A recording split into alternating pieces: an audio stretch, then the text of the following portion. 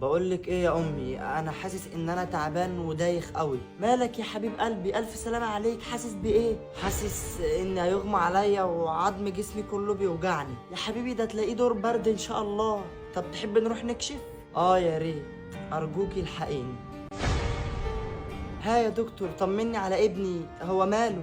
ابن حضرتك يا أستاذة مريض بضمور العضل. طب يا دكتور اكتب لي روشتة وأنا هجيبها من الصيدلية على طول. روشتة؟ ابنك محتاج حقنة ب3 مليون. ايه؟ 3 مليون جنيه؟ 3 مليون دولار، ولازم ياخدها في أسرع وقت يا إما هيقضي باقي عمره على كرسي متحرك.